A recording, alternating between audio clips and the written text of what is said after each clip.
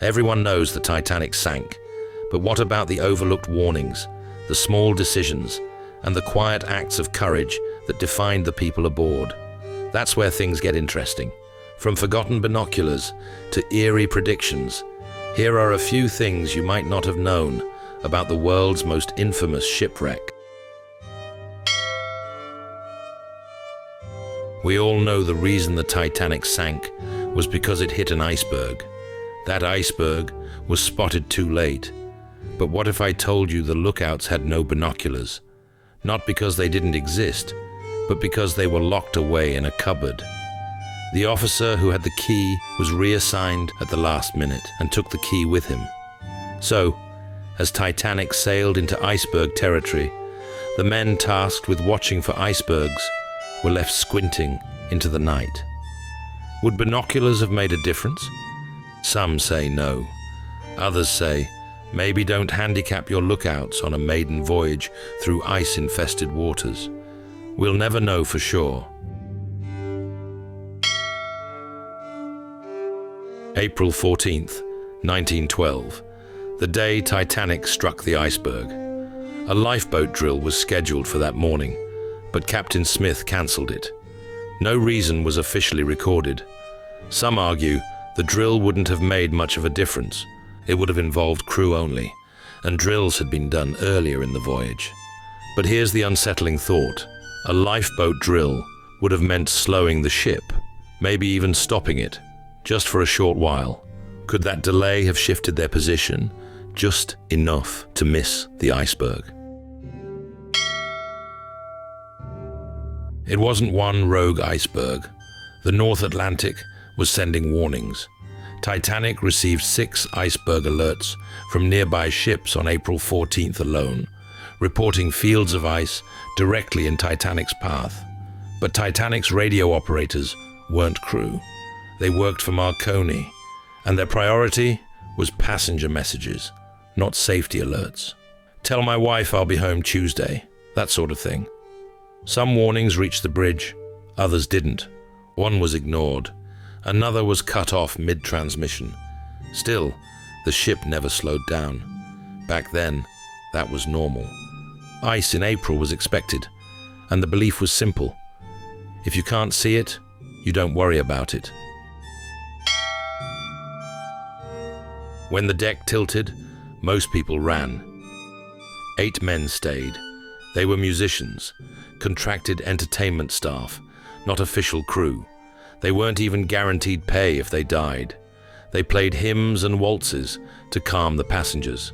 They played on, right to the end, until the sea took them, a haunting echo of calm in a sea of chaos. Titanic wasn't just a passenger liner. It was a Royal Mail ship, entrusted with one of the most precious cargoes of the era, the mail. 5 postal clerks worked in the ship's mailroom deep below deck. In the chaos and rising water, the men sprang into action, attempting to haul nearly 200 sacks of registered mail to an upper deck. They must have known it was hopeless.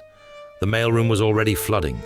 The corridors were tilting. Their duty was to protect the mail, even at the cost of their lives. And that's exactly what they did. On May 13th, 1912, a month after the Titanic sank, a British ship, the RMS Oceanic, spotted a lifeboat drifting in the Atlantic, nearly 200 miles from the wreck site. It was Collapsible Boat A, Titanic's last lifeboat, never launched, just washed off the deck as the ship went down. 3 bodies were found inside, 2 believed to be firemen, and 1 confirmed as a first-class passenger still in his dinner jacket. Oceanic's crew wrapped them in canvas, read a prayer, and buried them at sea. Collapsible A was hauled aboard, carrying the final haunting chapter of Titanic's legacy. And then there was John Jacob Astor IV, the richest man on the Titanic, worth over $2 billion today. When the time came, Astor helped his pregnant wife into a lifeboat, then asked, politely, if he could join her because of her condition. He was told no. He had the money, the name, the power, but he didn't play the card.